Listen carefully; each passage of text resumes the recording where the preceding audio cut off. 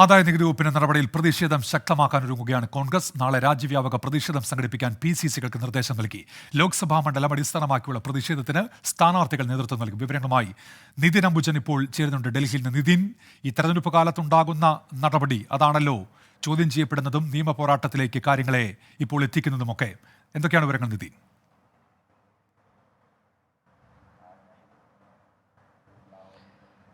ഉന്മേഷ്, ലോക്സഭാ തെരഞ്ഞെടുപ്പ് പ്രചരണ വേളയിൽ ഇപ്പോൾ പ്രതിപക്ഷ പാർട്ടികൾ കടക്കുന്നതിനിടയിൽ അവരെ സമ്മർദ്ദത്തിലാക്കുന്ന അല്ലെങ്കിൽ പ്രതിസന്ധിയിലാക്കുന്ന നടപടിയാണ് ആദായനികുതിയുടെ ഭാഗത്തും ഉണ്ടായിരിക്കുന്നത്. 2016-17 വർഷത്തെ ആദായനികുതി റിട്ടേൺ സമർപ്പിച്ചതിലാണ് പിഴവ് ചൂണ്ടിക്കാട്ടിക്കൊണ്ട് CPIM-ന് 15.59 കോടി രൂപ പിഴ ചുമത്തിയത്. ഒരു സാങ്കേതിക പ്രശ്നം ചൂണ്ടിക്കാട്ടിയാണ് CPM-ന് കനത്ത പിഴ ആദായനികുതി വകുപ്പ് ഇപ്പോൾ ചുമത്തിയിരിക്കുന്നത്. CPI-ക്കാണെങ്കിൽ 11 കോടി രൂപ. അത് 2014 മുതൽ 18 വരെയുള്ള കാലയളവിൽ പഴയ പാൻ കാർഡ് ഉപയോഗിച്ചു എന്നതിന്റെ അടിസ്ഥാനത്തിലാണ്. ഉത്തർപ്രദേശ്, ആന്ധ്രാപ്രദേശ്, തെലങ്കാന, തമിഴ്നാട് എന്നീ സംസ്ഥാനങ്ങൾ പഴയ പാൻ കാർഡ് ഉപയോഗിച്ചതിന്റെ പേരിലാണ് ഇത്തരത്തിൽ CPI-ക്കും പിഴ ചുമത്തിയിരിക്കുന്നത്. കോൺഗ്രസിനാണെങ്കിൽ 1823 കോടി രൂപ.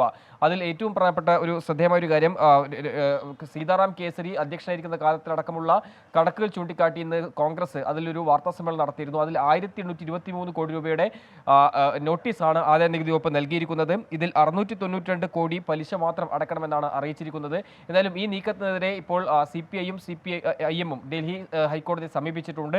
അതേസമയം തന്നെ ഹൈക്കോടതിയിൽ നിന്ന് തിരിച്ചടി നേരിട്ട കോൺഗ്രസ് ഇപ്പോൾ ഒരു സുപ്രീം കോടതിയെ സമീപിക്കാനുള്ള തയ്യാറെടുപ്പിലാണ്. കോടതി അവധിക്ക് ശേഷം സുപ്രീം കോടതിയെ സമീപിക്കും. അതിൽ മറ്റൊരു കാര്യം, BJP ആണെങ്കിൽ ഇതിൽ 4600 കോടി രൂപ അടക്കേണ്ടതുണ്ട്. പക്ഷേ അതിലൊന്നും തന്നെ നടപടി സ്വീകരിക്കുന്നില്ല. ഇതടക്കമുള്ള കാര്യങ്ങൾ ചൂണ്ടിക്കാട്ടി രാഷ്ട്രീയമായി തന്നെ നേരിടാനാണ് ഇപ്പോൾ കോൺഗ്രസിന്റെ തീരുമാനം.